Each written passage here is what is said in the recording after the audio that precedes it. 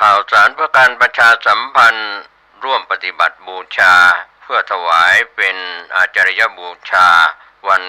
ครบรอบ100 ปีชาตการพระเดชพระคุณพระพรหมมงคลไฝปัตนาหลวงปู่ครูบาทองสิริมังคละมหาเถระระหว่างวันที่10 ถึง 21 กันยายนพุทธศักราช 2566 ณ มหาสาราหาไทยนเรศวัดพระธาตุสีจอมทองวรวิหารติดต่อสอบถามสำนักงานวิปัสสนา 053-342-184 หรือที่ท่านเจ้าคุณพระศรีเสนบาจารย์ 09-541-45445 ลงทะเบียนที่อาคารพระสธรรมในโอกาสครบรอบ100 ปีชาติการก็เชิญศรัทธาสาธุชนทั้งหลายโดยเฉพาะสมณศรัทธามูลศรัทธาสาธุชนศิษยานุศิษย์ทั้งหลายร่วมงานนี้โดยพร้อมเพรียงกัน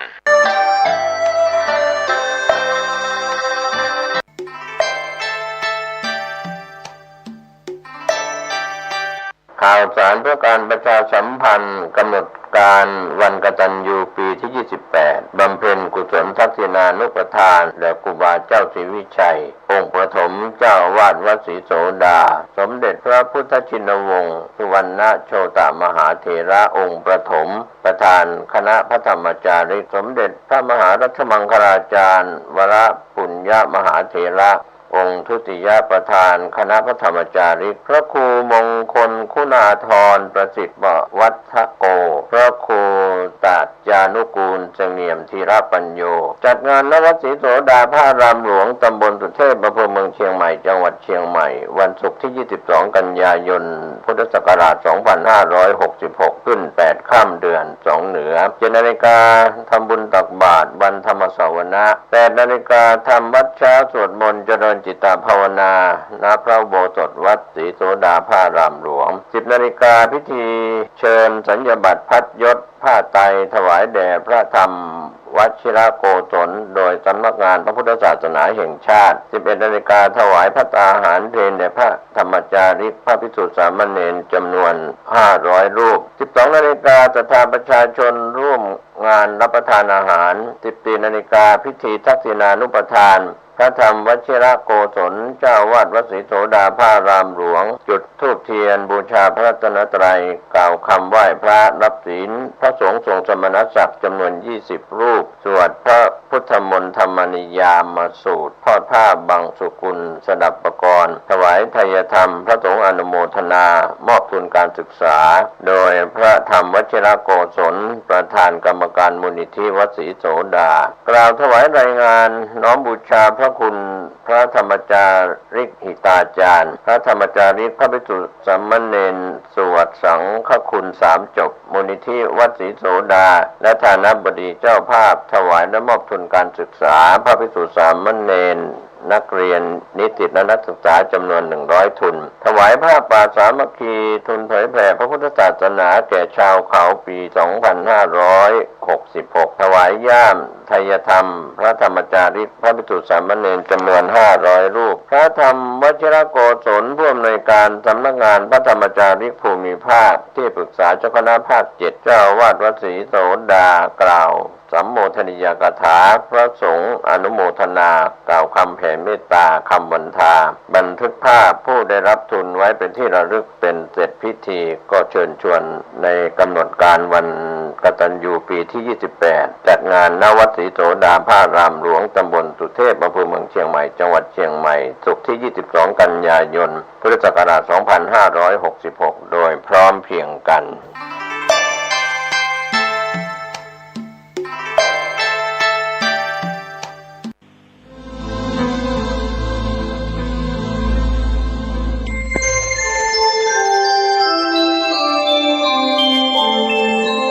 ขณะนี้ท่านกำลังฟังสถานีวิทยุกระจายเสียงพระพุทธศาสนา FM 104.5 เมกะเฮิรตซ์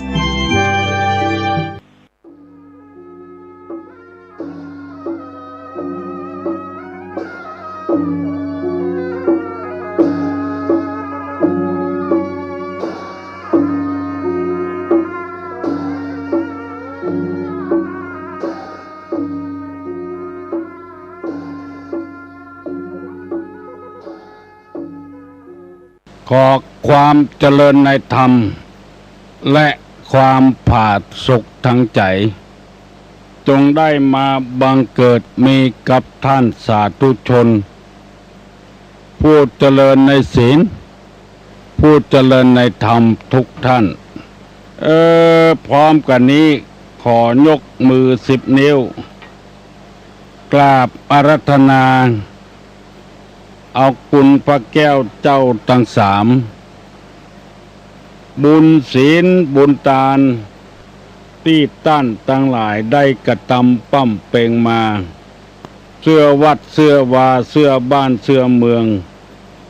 พระสยามเทวาธิราชสิ่งศักดิ์สิทธิ์ทั้งหลายมีพระธาตุเจ้าดอยสุเทพและครูบาเจ้าศรีวิจัยนักบุญแห่งล้านนาไทยเป็นต้นขออธิษฐานจิตมาปกปักรักษาพ่อแม่พี่น้องท่านผู้ฟังทุกท่านคือมีความสุขกายคือมีความสุขใจเหมือนกันทุกคนนานแสนนานได้เทินก่อนที่จะได้ดำเนินรายการต่อไปนี้ขอเชิญชวนมวลท่านสาธุชนทั้งหลายได้ไหว้พระเพื่อให้เกิดมีความสามัคคีความสุขกายสุขใจสิริมงคลเกิดขึ้นกับตัวกับเพื่อนฝูงครอบครัวกับสังคมต่อไปประนมมือขึ้นว่าพร้อมกันอะระหังสัมมาสัมพุทโธภควาพุทธังภควันตังอภิวาเทมิกราบสวากขาโตภควตาธัมโมธัมมังนัมมัสสามิกราบสุปฏิปันโนภควโตสาวกสังโฆสังฆังนัมมามิกราบหันธรรมยังพุทธัสสะภควโตบุพพาภคณะมะกะลังกะโลมะเสนะโมตัสสะภะคะวะโตอะระหะโตสัมมาสัมพุทธัสสะนะโมตัสสะภะคะวะโตอะระหะโตสัมมาสัมพุทธัสสะนะโมตัสสะภะคะวะโตอะระหะโตสัมมาสัมพุทธัสสะพุทธังสรณังกัจฉามิธัมมังสรณังกัจฉามิสังฆังสรณังกัจฉามิตุติยัมปิพุทธังสรณังกัจฉามิตุติยัมปิธัมมังสรณังกัจฉามิตุติยัมปิสังฆังสรณังกัจฉามิตติยัมปิ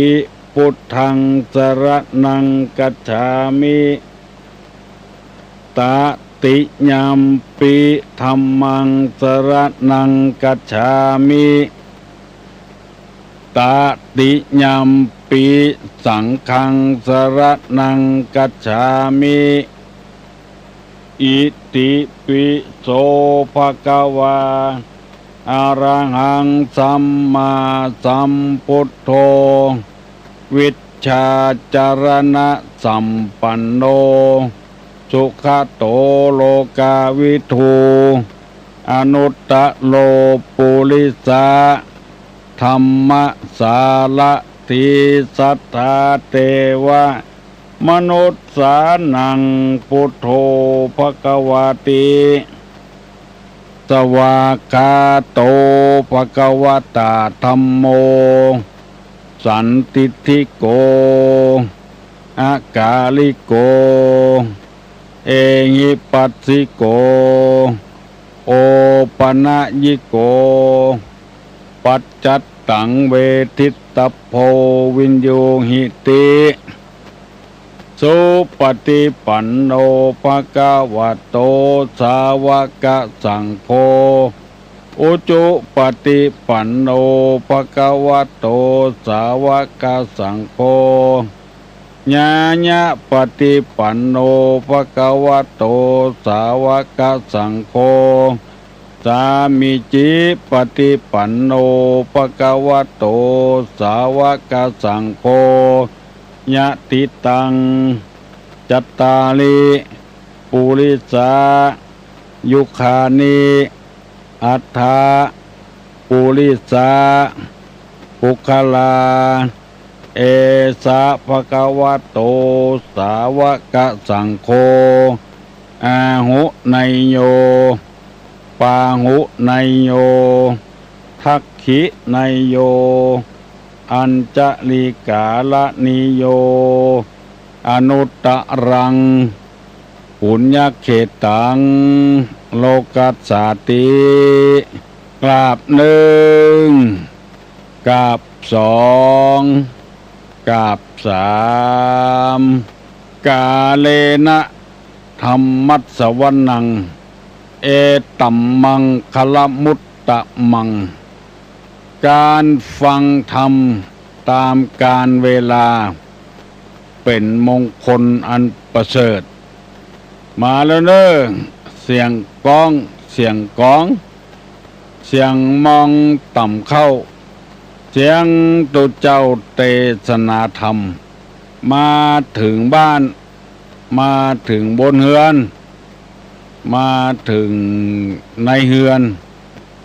มาถึงที่นอนมาถึงในสุดในมุ้งมาถึงเตาไฟมาถึงห้องน้ำมาถึงในรถมาถึงกาดถึงลีมาถึงกุฏิกุฏางเนอ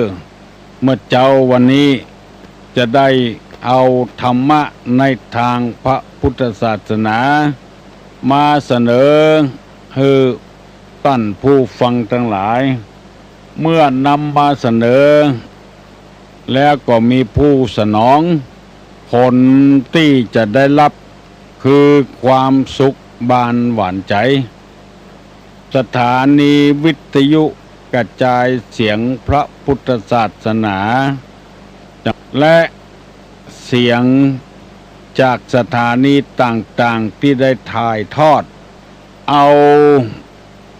การบรรยายธรรมเมื่อเจ้าวันนี้ตุกที่เป็น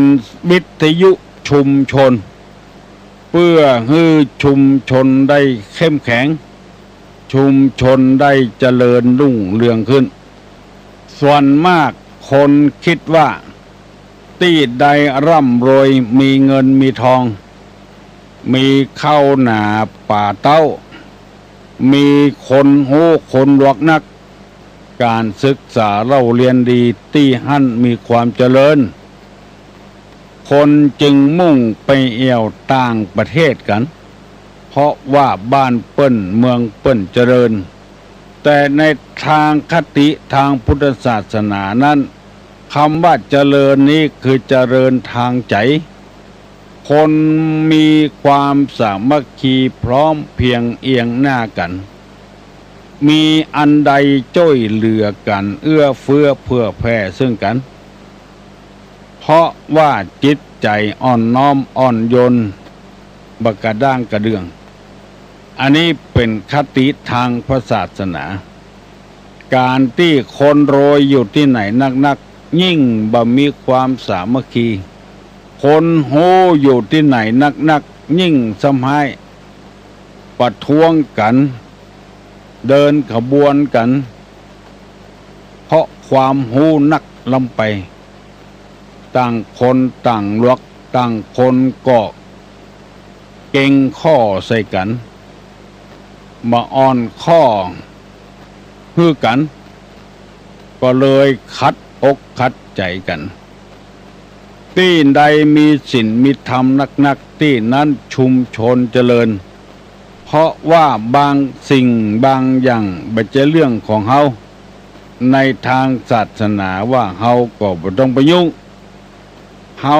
บ่ใจครูบาอาจารย์อย่างเขาบ่ใจคนที่เลี้ยงเขามาเป็นพ่อเป็นแม่เขาแล้วเฮาไปยุ่งกับเขาไปสั่งไปสอนเขาเขาก็บ่ชอบเพราะไม่ใช่หน้าที่ของเฮาหมู่นี้เป็นต้น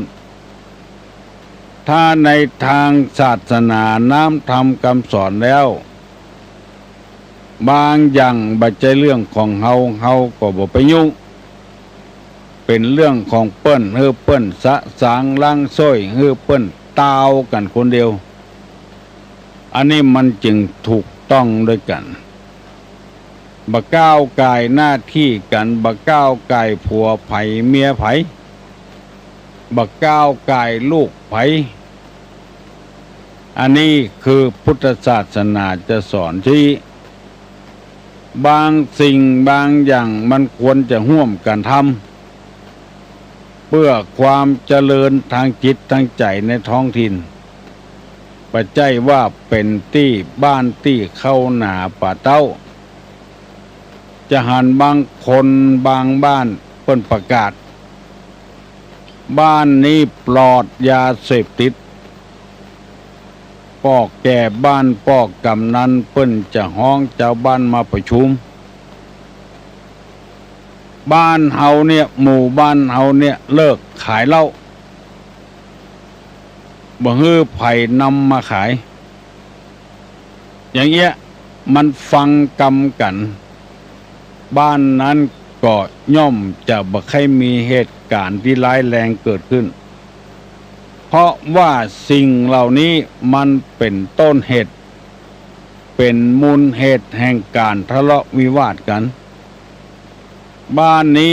ปลอดยาเสพติดเพิ่นฟังกำกันบ้านนั้นจะมีความสุขสมบูรณ์ถ้าเชื่อฟังคำสั่งกันคำสอนกันใครเป็นหัวหน้าฟังคนนั้นส่วนมากนี่มันจะบ่เป็นอย่างนั้นมันจะมีความคลุกคลักติติงกันตุลุงเคยได้ไปสัมภาษณ์ละอ่อนบ้านว่าเฮาจะฮ้องคนที่เอาเหล้ามาขายมาอู้กันในบ้านเฮาเนี่ยว่าถ้าเฮางดขายเฮาจะขายอย่างอื่นแทนมันเป็นจะได้หาละอ่อนก็ตอบตุลุงว่าตุลุงมันบ่ใจจานยังเขาขายอาหารขายของกินเนี่ยขายก๋วยเตี๋ยวก็ดีขายขนมเส้นก็ดีขายอาหารสดก็ดีอาหารสุกก็ดีมันต้องเบิ่งประอาศัยกันถ้าบ่มีเหล้าเขาก็บ่ซื้อกินเขาที่เขาซื้อกินเพราะมีเหล้าตัวมันแอมกันอันนี้จึงเป็นเหตุให้คนเฮาบ่โอเคกันบ่ได้ก็เลยเกิดมีปัญหาขึ้นเมาเหล้ามาแล้วผิดกันเถียงกันบ้านต่อบ้านแวดบ้านแวดจองก็เลยหาความสงบบ่ได้เต้าบ่เดียวอยู่ต่อไปแถม10 ปี20 ปี100 ปีพันปีมันก็เป็นอีตลอดเพราะมันบ่ฟังกำกันบ่ห่อมกกำกันเพราะไปมุ่งแต่แสวงหาทรัพย์สมบัติอย่างเดียวบางเตื้อก็น่าหันอกหันใจพี่น้อง10 สาวชาวบ้านหมู่นี้เป็นต้นวันนี้ตุลุงจะได้เริ่มทำไมเมื่อ2-3 อาทิตย์ที่ล่วงแล้วมาได้อธิบายเรื่องความทุกข์ของคน ที่มันหลีกเลี่ยงบ่ได้ทุกข์เพราะสังขารทุกข์เพราะเปื้อนเพราะฝูงทุกข์เพราะเป็นประจำสังขารทุกข์เพราะผลกรรมที่ได้สร้างมาอันนี้ก็ได้อธิบายให้พี่น้อง10 สาวชาวบ้านฟังไปแล้วก็พากันฟังด้วยดีจำใส่อกใส่ใจเป็นที่น่าอนุโมทนาแล้ววันนี้จะได้นำเอาคำว่าบุคคลในโลกเนี้ยมันมีนิสัยต่างๆกัน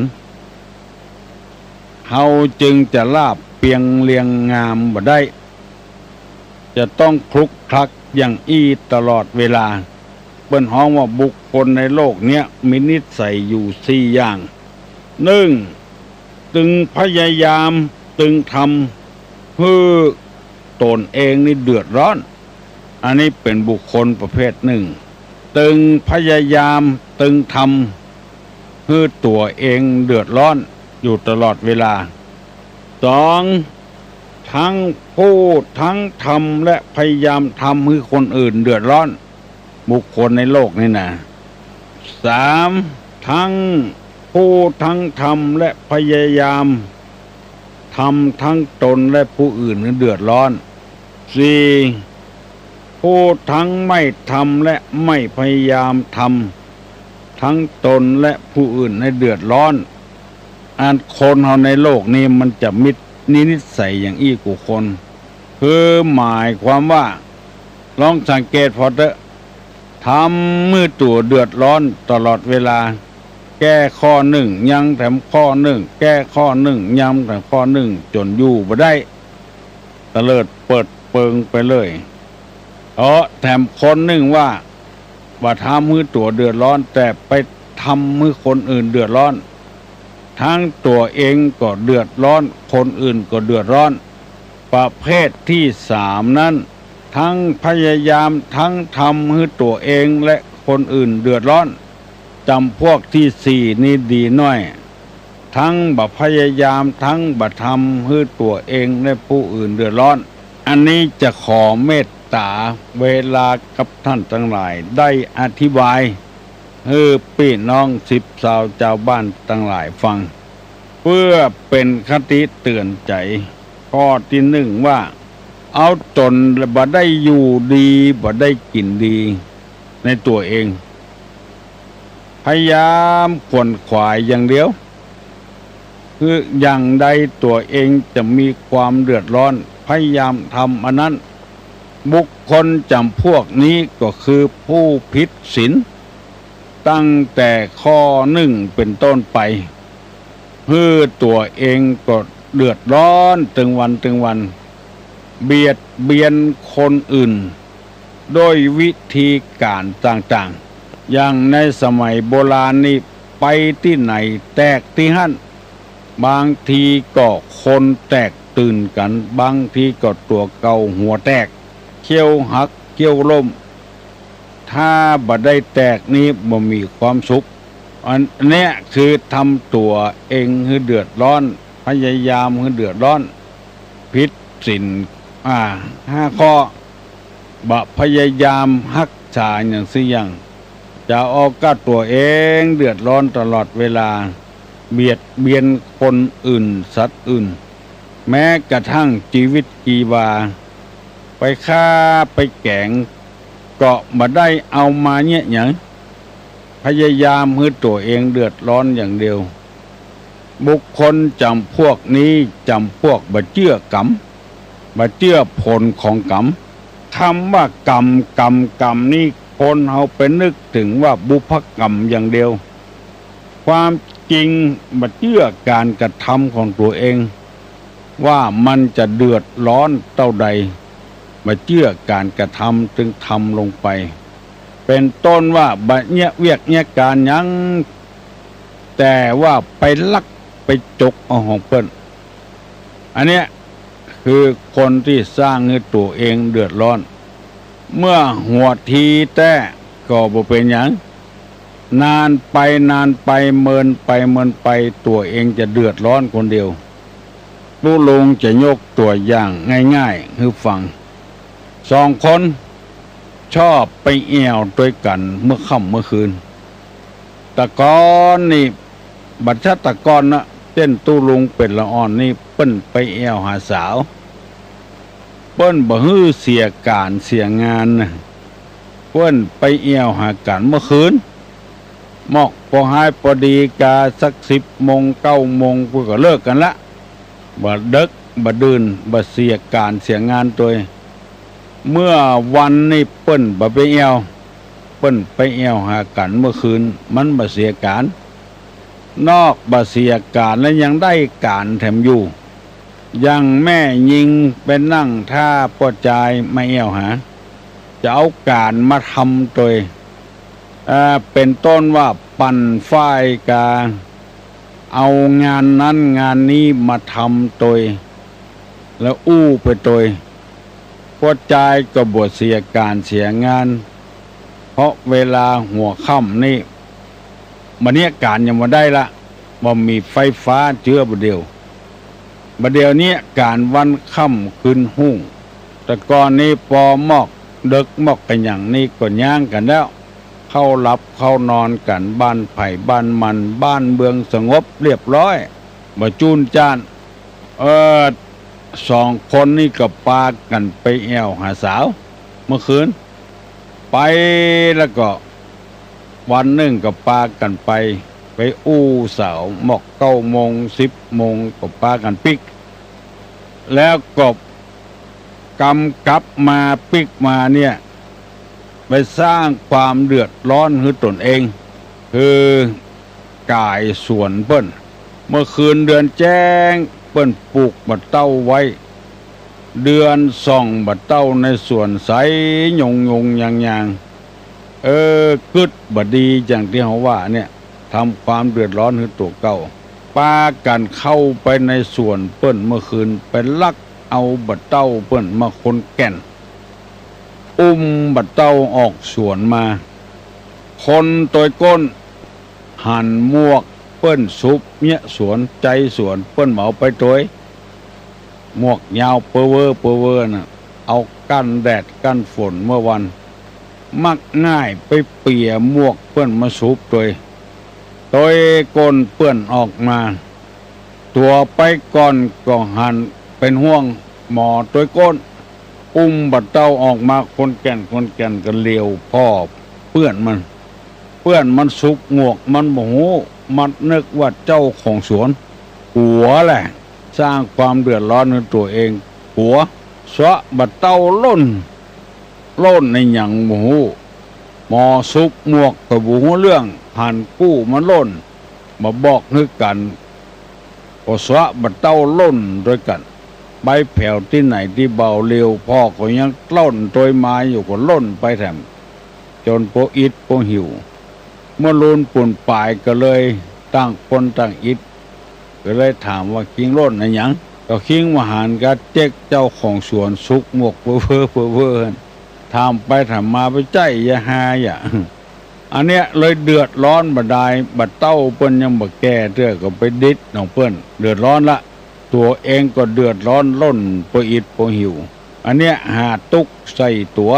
อันนี้เป็นบุคคลของเฮาในโลกเนี่ยหาเรื่องใส่ตัวตลอดเวลาหาความทุกข์ใส่ตัวตลอดเวลานอกจากนั้นก็มารักษาตัวผัวเปิ้นก็มี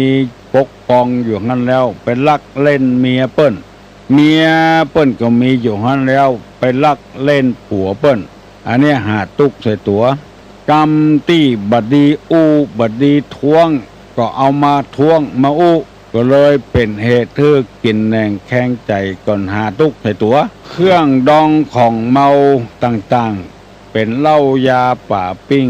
กินเข้าไปแล้วมันไปทำลายกระเพาะลำไส้ก็หาตุกใส่ตัวเพราะว่าใจคนเฮานี้มันไปยินดีกับมันยกย่องมันจนหน้าบวมหมแหะวันดีจะตายตามอายุไขก็เลยบั่นทอนอายุตัวเก่า ควรดีบ่เจ็บบ่เป็นเตื้ออวัยวะในร่างกายเป็นปอดกาเป็นตับแข็งกาสารพัดอย่างโรคนั้นโรคนี้ก็ไปหาโรคภัยไข้เจ็บมาสู่ตัวสร้างความเดือดร้อนให้ตัวทั้งทำและทั้งพยายามมันมีในโลกนี้มีอยู่ปะเลอะปะเตออยู่ว่าฮือก็บ่ได้โกรธฮือเกลียดฮือเจ็บใจว่าเลิงเข้าก็บ่ใครมาหากันละเพราะว่าในโลกนี้มันมีบุคคลจำพวกนี้อยู่ของบ่ควรทำก็ไปทำบ่ใช่หน้าที่ของตัวอย่าต้องทำเสาะหาเรื่องใส่ตัวตลอดเวลาโดนจับโดนยับโดนใส่คอกใส่ขังเท่าใดก็ถึงเวลากลัวเสียประวัติกากลัวเสียชื่อเสียเสียงกาบลาบบ่เค็ดหยังถือว่าเป็นของม่วนของงันปูนตอนเฒ่าตอนแก่ปุ้นจะได้หูว่าปู่ป้านาอาพ่ออุ้ยแม่อุ้ยพ่อแม่ก็ตายไปหมดแล้วตัวจะไปเปิ้งปะอาศัยไผจะฮื้อมาเปิ้งปะอาศัยเพราะตัวบ่ฮักตัวเก่าทำลายแม้กระทั่งร่างกายตัวเก่ามันสมองตัวเก่าบ่มีรถขอพ่อขอแม่ซื้อฮื้อเล่าลมอย่างอันพ่อแม่ก็มีเมตตาลูกเอาไว้ไปโรงห้ำโรงเรียนเหมือนกับเปิ้นกับต้านบ้านใต้บ้านเหนือโอ้ขี่บวยเหี้ยพ่อแม่เปิ้นเอิ้นไอ้น้อยจะไปขี่บวยเขาเจนก็ไข้บวยน่ะก็ซื้อมาขี่อีแถเหมาะหาเรื่องใส่ตัวบ่เมินแข้งเถิกตำตาซอกดำหน้าตำตาเถิกประตกประเสียงเสาะหาเรื่องใส่ตัวตลอดเวลาพยายามบ่ฮื้อตัวนี้งอกงามไปบุญเจริญรุ่งเรืองขึ้นอาหารบางอย่างบ่ควรจะดีเอามากินเพราะเหตุว่าจะเป็นพิษเป็นภัยกับร่างกายก็เพราะตัณหาคือความอยากกิเลสมันกุ้มรุมจิตใจหันว่าเป็นของดีของงามไปหมดบางทีก็ทดลองหมู่นี้เป็นต้นที่ได้นำมาเสนอนี้เพื่ออยากฮื้อผู้ฟังทั้งหลายบอกว่าจะเป็นลูกเป็นหลานเป็นพ่อเป็นแม่เป็นพี่เป็นน้องพยายามหักห้ามใจอย่าไปเสาะหาความทุกข์มาใส่ตัวหาความเดือดร้อนมาใส่ตัวพยายามหลีกเลี่ยงกรรมโหต่างๆมีเปเลอะเปเตอในบ้านเฮาเมืองเฮาพยายามหลีกเลี่ยงวิชาที่มันบดีละอ่อนหลายคนโดนเปิ้นไล่ออกโรงเรียนวิชาคณิตศาสตร์วิทยาศาสตร์ภาษาศาสตร์สุขภาพสุขศึกษาวิชาสารพัดอย่างครูแนะนำพร่ำสอนบ่สนใจหนีเรียนไปเรียนวิชาอย่างอื่นวิชาเอายาเสพติดมากินพ่องหรือว่าฮู้เปิ้นว่าการแปลงระเบิดแปลงจะใดแปลงบัดทบยักแปลงจะใดไปเสาะหาวิชานั้นครูบาอาจารย์หันเตื้อหนึ่งก็ตักเตือนสองเตื้อก็ตักเตือนเตื้อที่สามก็อยู่กับโรงเรียนมาได้แหละถ้าอยู่ต่อไปก็เป็นตัวอย่างที่บดีของนักเรียนหลายร้อยคน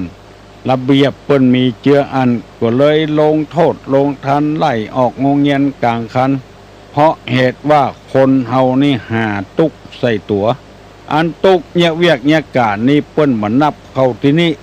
เนี่ยเวียกเนี่ยการนี่มันบ่เดือดร้อนหยังเพราะเป็นการอาชีพแต่อันที่มันบ่ดีนั่นบ่ใช่เรื่องของเฮาธุระของเฮาหมู่นี้เป็นต้นขอให้ผู้ฟังทั้งหลาย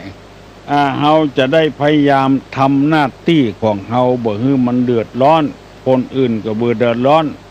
บอกว่าตัวเฮาบอกว่าคนอื่นให้มันดีมันงามเจริญรุ่งเรืองขึ้นต่อไปเพราะว่าเปิ้นแบ่งบุคคลไว้4จำพวกพยายามให้ตนเองเดือดร้อนพยายามให้คนอื่นเดือดร้อนพยายามให้ตัวเองและคนอื่นเดือดร้อนพยายามบ่ให้ตนเองและเดือดร้อนมี4จำพวกแต่จำพวกที่4นี่ดี ถึงตัวเองก็บ่เดือดร้อนคนอื่นก็บ่เดือดร้อนมีวิธีใดบางเตื้อเฮาไข่มันดีแต่มันบ่ดีกับคนส่วนรวมเฮาก็ย่างเฮาไปจะอยู่คนเดียวเฮาได้เฮาก็ต้องอาศัยพรรคพวกเพื่อนฝูงพี่น้องเพื่อนบ้านใกล้เฮือนเคียงขอฮื้อพยายามจะไปฮื้อตัวเดือดร้อนนำไปของมันมีแล้วอยู่ใจได้อยู่ก็พยายามใจได้ไปจะไปฟังซื้อมาแถมไม่ฟังดาวมาแถมไม่มันซ้อนสองซ้อนสามอยู่หั่นอันเก่ายังส่งบะเสี่ยงเตื้อเอาอันใหม่มาแถมสร้างตัวเองเดือดร้อนไปในบ้านในจองคนสองคนมีรถเครื่องสองกันสามคนมีรถเครื่องสามกันอันเนี้ยพยายามมือครอบครัวให้ตัวเองเดือดร้อนนักขึ้นเพราะคนเฮาบ่ได้ข้อมูลที่ถูกต้องถือว่าการทำน่ะถูกต้องแล้วที่นำมาเสนอนี่เพราะว่าเคยได้หันนะบางทีเอารถมาเจิมกันเก่ายังส่งบ่หมดเตื้อเอากันใหม่มาทำแล้วก็เดือดร้อนว่าบ่มีสตางค์บ่นอยู่ตลอดเวลาบ่มีความสุขบานหวั่นใจสักเตื้อคำสอนเหล่านี้มาจากพระไตรปิฎกจะเป็นคำสอนในทางพระพุทธศาสนาปี้หูปี้ป่องน้องหูน้องก้าวเป็นการตักเตือนกันเป็นชั่วครั้งชั่วคราวคือคนเฮาได้ชะงักป้อนข้อมูลในทางที่ถูกธรรมะนี้บ่เป็นพิษเป็นภัยอย่างกระไผยังทำให้ชุมชนนี้เจริญขึ้นเข้มแข็งขึ้นถ้าเป็นอย่างอื่นนี่เฮาบอกว่าสมมติว่าเฮาขายข้าวสารควรจะเอาพริกเอาเกลือเอาหอมบัวหอมเตรียมมาขายตัวเพิ่มขึ้นอันนี้มันไม่ใช่สร้างความเดือดร้อนให้ตัวเองยังได้ขายสิ่งเหล่านั้นต่ออีกอันนี้คิดว่าบ่ใช่คำสอนในต่างที่นี่หมายความว่าสร้างความเดือดร้อนให้ตัวเองในครอบครัวตัวเองในสังคมของตัวเองภัยที่ยังบ่ลุกให้ก่อนลุกก่อนหนูนกหนูเปิ้นออกห่างไปเสาะว่าหากินแล้วคนก็ยังบุ่มใจเฮือนหันอยู่เปิ้นว่ามันเป็นขี้ข้าของความเกลียดค้านมันจะจักเฮาจมดิ่งอยู่ในความบดีเปิ้นไปแผ่วที่ไหนที่เบาแล้วเฮายังบ่ลูกเตื้อลูกเห็น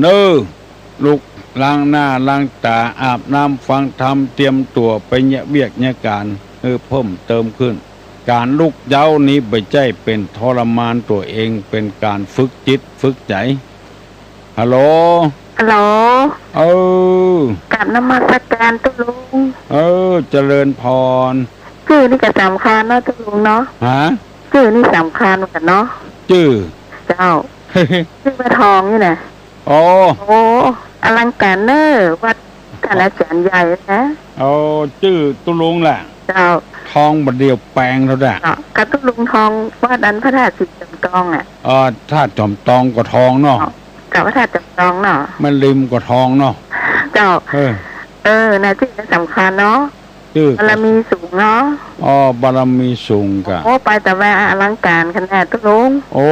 วันนี้ไปขึ้นสวรรค์ไปตัวไผ่จันทร์4มี5จันทร์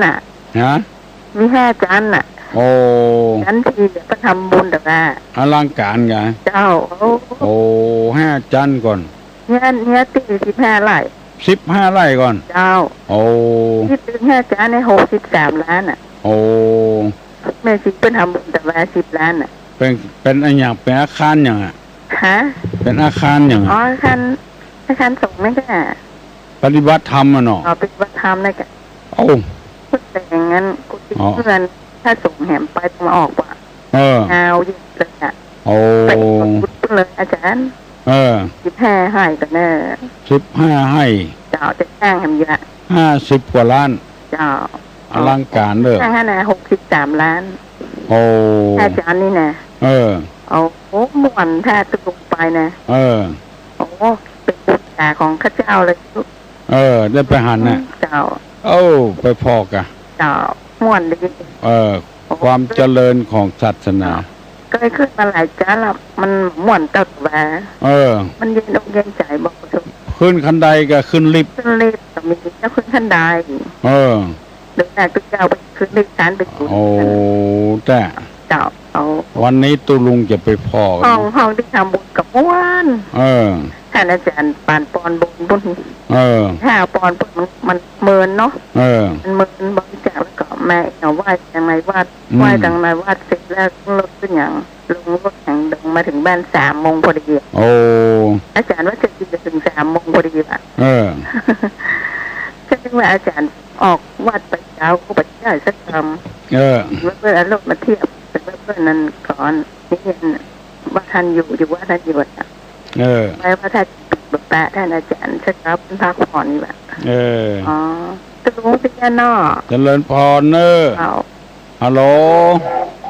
นมัสการเจ้ามาจากกระปิงเจ้าที่ไหนก็บ้านห้องเจ้าบ้านห้องเจ้าบ้านร้องเจ้าที่พระยาตะลุงหนองเต้าเจ้าแต่ว่าเปื่อนเจ้ามันลุงเทศมาที่มันไปเมืองหาตะลุงแต่วันนั้นน่ะที่มันเอาแบนไปถวายตะลุงนั่นน่ะที่บอกว่าเจ้าคณะวัดเจ็ดลิ้นก็มาอีกหรออันแล้วมันก็ว่าแล้วเจ้าก็ถามว่าตะลุงท้องของไปจ้าอีกหรออันบอกว่าประหารนี่หรอเจ้าลืมไปเป็นวันนี้เป็นไปฟอกเลือดอีกหรอแม่นน่ะอันแล้วก็จะมาหรือจะเราโทรไปถามไปรอถ้าเป็นอย่างนี้ถึงวันที่21เนี่ยจ้าตัว21บุญก่อนสมเด็จกรุงเทพจะขึ้นมาเป็นจะมาไม่ได้เจ้าคณะภาคมันที่21นะกะฮะวันที่21เจ้าของจะไปแต่เจ้าไปวันนะมนเอาพุ่งกึดแต่กึดว่า5 จันก่อนเจ้านมัสการนะเจ้าบ้านร้องเนาะเจ้าบ้านร้องหนองเตาจังหวัดลำพูนบ่งชัดว่าพระพุทธศาสนานี่เจริญรุ่งเรืองขึ้นฮัลโหลไหว้สาปารมีคนที่มีโลกธรรมเกิดขึ้นมักถือยกถือจักไปเข้าหากับเข้าล่ำได้วันได้รับแต่งตั้งอย่างนี้ก็พบกันดีพอได้รับแต่งตั้งไรเอาข้อผมใครอู้เข้าไปโลกธรรมนี่มันมีกี่อย่างเขาจิตใจยังมักแก่ขอไหว้สาครับยินดีเนอะแต่ว่าไม่ออกโทรมาว่าอีลุงที่ถามปัญหาดีๆมันยังไปบวชเหรอเก่งเก่งว่าแต่เพิ่นถามมาว่าคนที่มียศถาบรรดาศักดิ์แอคท่าจะเอาทำอย่างมาแก้วะฮัลโหลนมัสการเจ้าจังจะก้อยว่านมัสการเจ้าได้ยินละอันนี้โทรมาจากแม่วางนะเจ้าแม่วางปุ้นแหละเจ้าอันบรรพูว่าเจ้าค่อยไปที่วัดที่บ้านสีวังคารนั่นนะอันถ้าเอาลูกอันแม่วางนี่ไปขึ้นรถบ้านกาดนี่เนาะแล้วจะไปลงที่ไหนเจ้ารถประจำทางรถส่วนตัวก็ว่ารถประจำทางรถประจำทางเจ้าไปรถสันซ้ายรถแม่โจ้แล้วคิวรับก็มีที่ไหนเจ้าคิวแม่โจ้นี่อยู่ไหนบ่ฮู้เน้อตุลุงซ้ำบ่ได้เคยหมู่นี้น่ะเมินละสมมติว่าถ้าเราไปรถส่วนตัวนี่ไปจังใดเจ้าไปตังสันทรายก็ได้ไปตังแม่โจ้ก็ได้อันลูกที่แม่โจ้ท่านไปไก่ก็เจ้าลูกแม่โจ้ในล่องไปแถมไปสีวังทานนี่มันจะกดอันกนี้ประมาณบ่เกิน5 กิโลไก่กันบ่เกินมาไกลถ้ามีรถนะเจ้าเพิ่นก็อยู่ใกล้ถนนใหญ่แน่นอนบ่ใกล้อยู่ในป่าพุ่นในป่าเข้าในป่าพุ่นเพราะบ้านคนนัก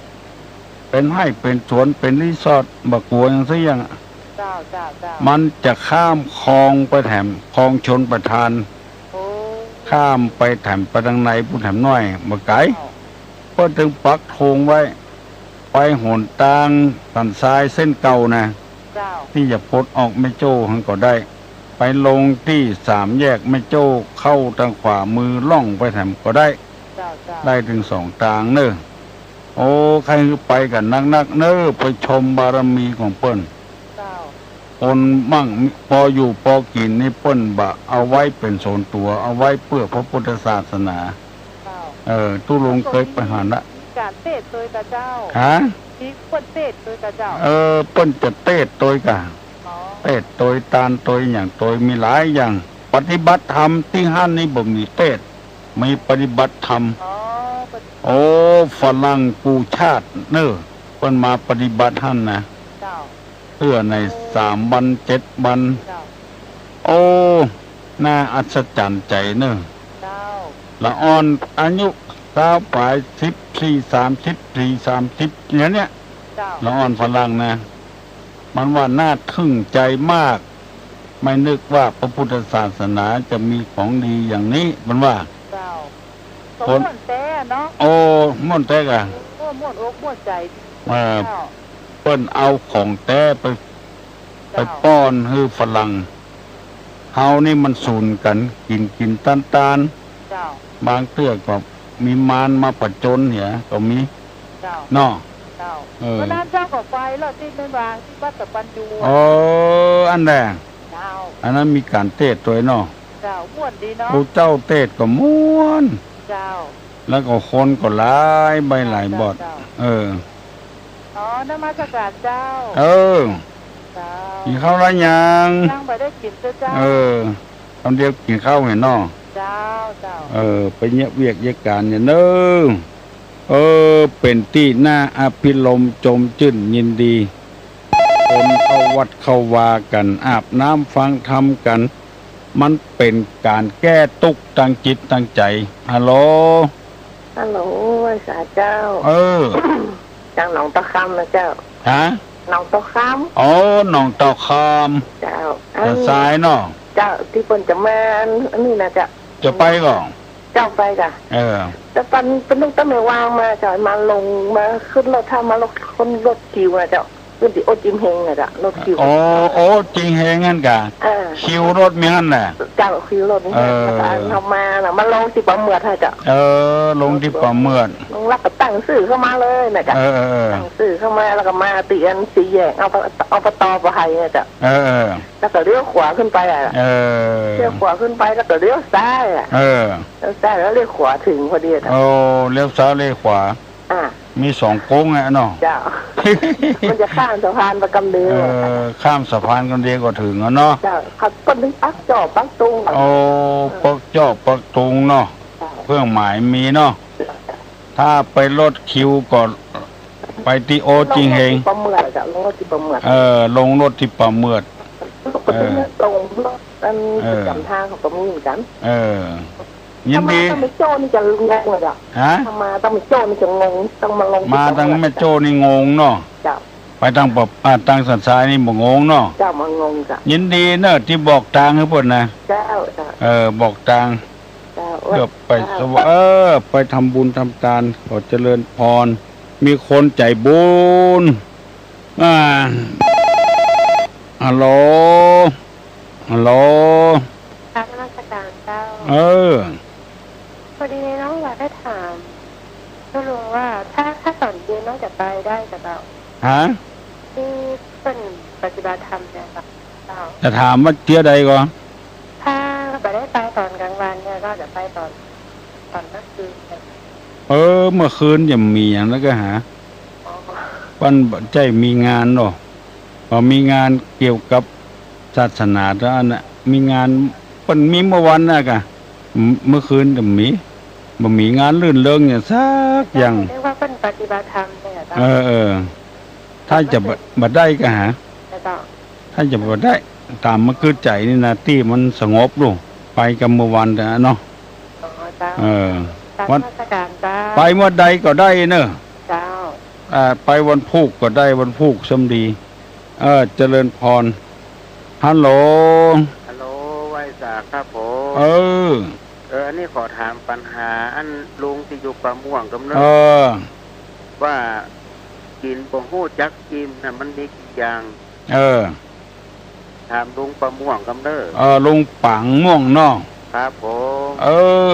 อีลุงเอ๋ยป้อนานปังม่วงกินบ่ฮู้จักอิ่มนี่มีกี่อย่างปุ่นตังมังกึดตังบันจางปุ่นเปิ้นถามมาเนออีลุงปังม่วงตอบได้ก็ตอบมาเนอคนที่มียศลาภยศสรรเสริญสุขแล้วถ้าจะเอาอย่างมาแก้หลุดไปเห็นแล้วอีลุงปังม่วงเปิ้นถามว่าคนที่มีลาภมียศมีสรรเสริญมีสุขแล้วก็อวดตัวบ่ใครเข้าหมู่เข้าเปื้อนเอาอย่างมาแก้ฮัลโหลไว้ตาครับกินหมูจริงๆนี่เก่งก็ต้องถามตอบว่าค่อยเก่งกว่านัตติตัณหาสมานาทีแม่น้ำเสมอด้วยตัณหาไม่มีกามตัณหาภวะตัณหาวิภวะตัณหาอย่างนี้ครับความบ่พอครับหมูจะอิ่มเนาะเปิ้นตอบมาแล้วนึนัตถิตัณหาสมานาทีแม่น้ำเสมอด้วยตัณหาไม่มีน้ำท่วมบ้านท่วมเมืองยังหูเหือดหูแห้งตัณหาของคนนี่บ่หูเหือดหูแห้งสักเตื้อฮัลโหลเจ้าไอ้สาเจ้าตัวลุงเจ้าตอบปัญหาลุงปังม่วงตะกี้กดไม่ได้ก็ไม่ได้สักเตื้อได้ที่ทำอคติสี่เจ้าถ้าบ่มีอคติสี่ก็เป็นผู้ใหญ่ผู้โตได้สบายอยู่แล้วเจ้าเนาะถ้าแม่น่ะเนาะเจ้าเอาเนอปอออกแม่ออกพี่น้องทั้งหลายเนอบัดเดี๋ยวนี้มาเวอร์ชั่นใหม่ทั้งหมด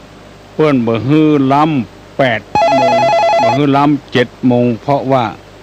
จะต้องมีรายการอื่นฮัลโหลนมัสการเจ้าตุลุงตุลุงจะมาว่าพระธาตุจำตองมาได้กับเจ้าวันนั้นเจ้าปล่อยนะวันที่17นะมีความสุขอิ่มบุญแต่ละตุลุงไปตัวหน่อยไปวันที่17นั่นแกไปที่หน่อยไปที่วัดพระธาตุจำตองอันกะเจ้าไปยังไงมีความสุขแหละเจ้ามีความสุขรู้สึกว่าอิ่มบุญขนาดวันนั้นน่ะคนใดได้ปล่อยยังดีแต่เจ้าโอ้ยมาบ้านมาเจ็บมาเนยมาอย่างสักอย่างบุญจ้ะเจ้าเป็นว่าบุญนี่มันอย่างนี้นะเนาะอยู่ไกลก็นี่อยู่ที่ไหนจะอยู่ตั้งห้องทันหลับตุลุงลูกห้านไปห้านลมเจ้าตุลุงจะมาวันนี้มากกว่าเจ้าวันนี้เจ้าว่าจะไปเหมือนกันนะเจ้าไปอยู่เจ้าบักการโน่นนี่เดี๋ยวจะไปหอนตุลุงตัวนะจ๊ะท่านพ่อคนงามเนาะจ้าได้ยินแกเสียงมาได้หันตัวเตื้อนั่นน่ะคนงามที่ใจใช่ใบหน้าเนาะเจ้าคนงามที่ใจอยากที่ไหนมันบุญทางก็อยากไปเนาะตุลุงเนาะเจ้าไปรู้สึกมันมีความสุขเนี่ยมีความสุขแต่นะเจ้าบัดใจว่าสุขกำเดียวนะสุขเมินนะเจ้าไปปอกอย่างอื่นในกำเดียวก็หายละเนาะเจ้าไปติบุญเนี่ยมันอิ่มเมินเนาะจำอิ่มอกอิ่มใจอิ่มบุญเนาะตุลุงเนาะอิ่มใจแต่อิ่มบุญเจ้ารู้สึกว่าอิ่มบุญมันแบบนี้เนาะอย่างนี้กะเจ้ามันหมองหายสักเตื้อเจ้าตึกใจว่าใดตึกใจว่าใดมีความสุขท่านเจ้าอันน้ำตีละเนาะตุลุงเจ้าเอาเนอตุลุงจับปั่นปอนนะเนออันเนี้ยฮัลโหลหลุดไปเห็นแล้วตุลุงจับปั่นปอนนะเนอพนมมือขึ้นเนอยกมือไหว้เนออายุวัฏโกธนะวัฏโกสิริวัฏโกญัสสะวัฏโกพละวัฏโกวันนะวัฏโกสุขะวัฏโกโหตุสัพพตาทุกขโลกาพญาเวลาโศกาจันตุจุปัตตวาอเนกาอันตรญาปิวินัสสันตุจเตจะสาใจยะสิทธิธนังลาพังโสถีภกัญญังสุขังพลังสิริอายุจะวันโนจะโภกังบุติจะยะสวะสตาวาสาจะอายุจะจีวติทิปวันตุเตสัพพิติโยวิวัตจันตุสัพพะโลโกวินัสสตุมาเตภวะตวนตะลาโยสุขีติคายุโกภวะอภิวาทนะสีริจานิจังวุธาปจายิโน จัตตาโลธรรมาวัฏันติอายุวันโนสุขังปลัง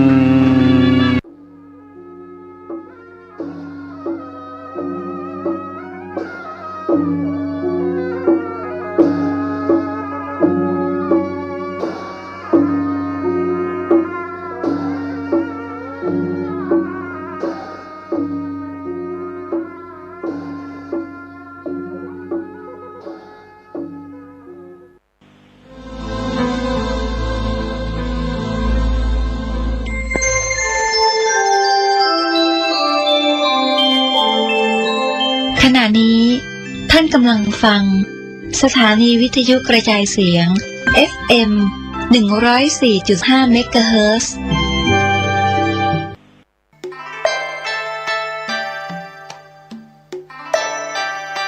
ข่าวสารเพื่อการประชาสัมพันธ์กำหนดการวันกตัญญูปีที่ 28 บำเพ็ญกุศลทักษิณานุปทานแด่ครูบาเจ้าศรีวิชัย องค์ประถมเจ้าอาวาสวัดศรีโสดา สมเด็จพระพุทธชินวงศ์สุวรรณโชตมหาเถระองค์ประถมประธานคณะพระธรรมจาริก สมเด็จพระมหารัชมังคลาจารย์